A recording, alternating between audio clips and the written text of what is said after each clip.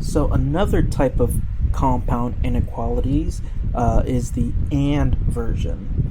Now, while OR compound inequalities will always have the word OR in between them, AND compound inequalities may not.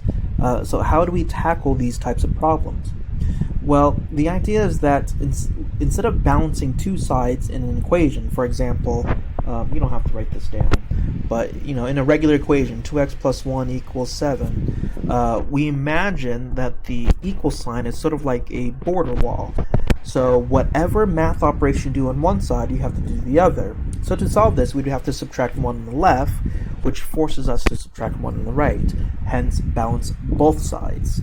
When you're solving an AND compound inequality, you're going to have 3 sides to balance instead of 2. That's basically really the only different thing you have to consider.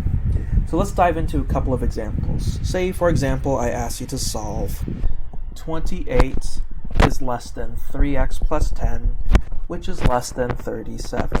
This is what I mean by having 3 sides. The inequalities, if you imagine them being walls,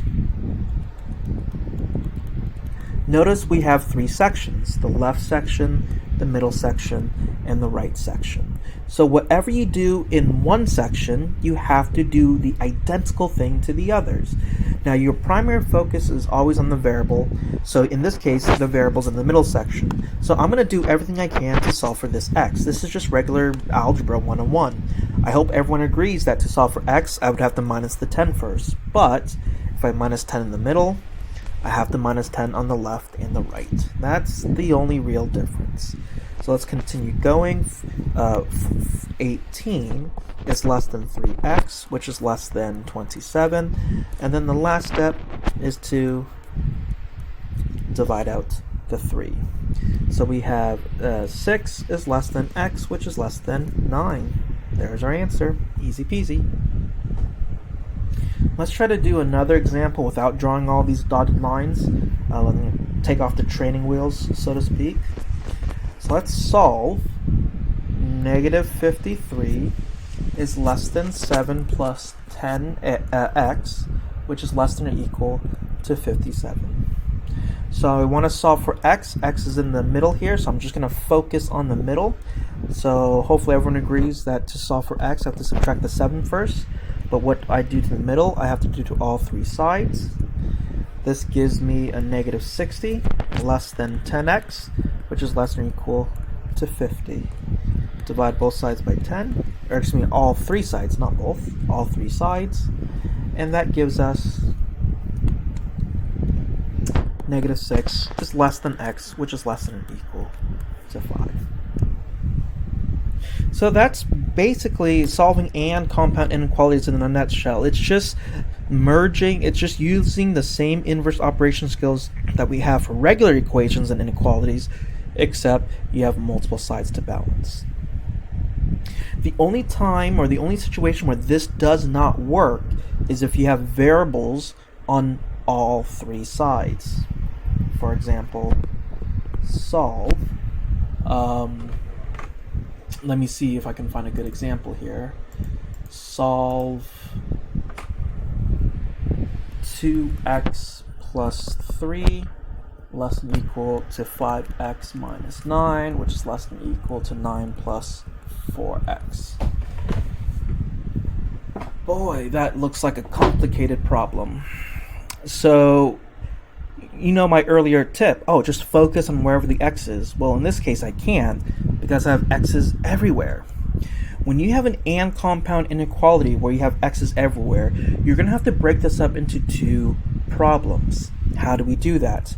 Well, you just make the first 2 pieces its own problem, and then the last 2 pieces its own problem. So let's do the blue here. So if you only look at the first 2 pieces, we're solving 2x plus 3 is less than or equal to 5x minus 9.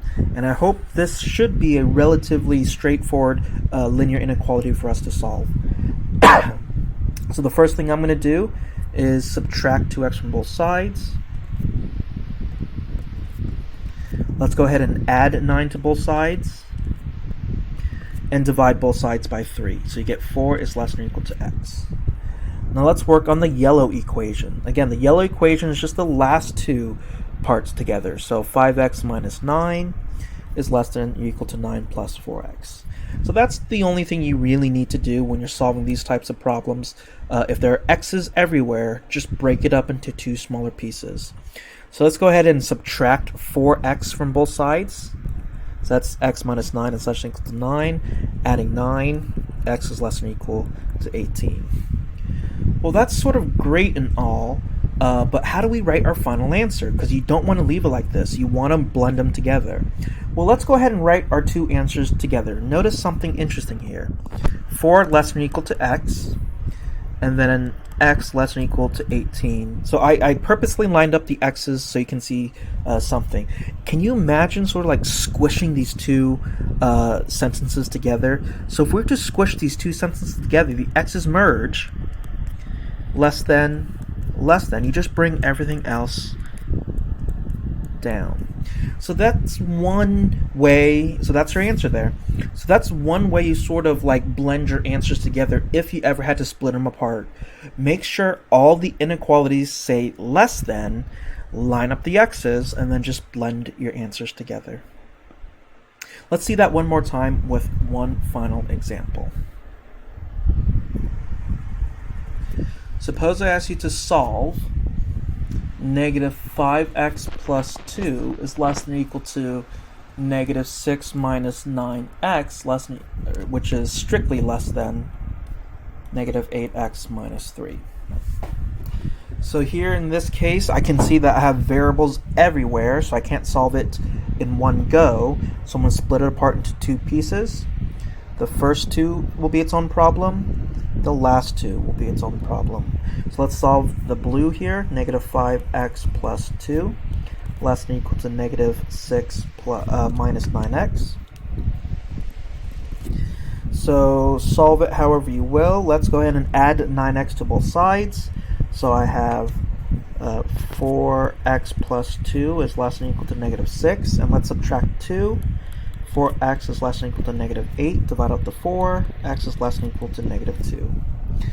Let's go ahead and solve the yellow. Negative 6 minus 9x is less than negative 8x minus 3. Let's add 9x to both sides. That's x minus 3.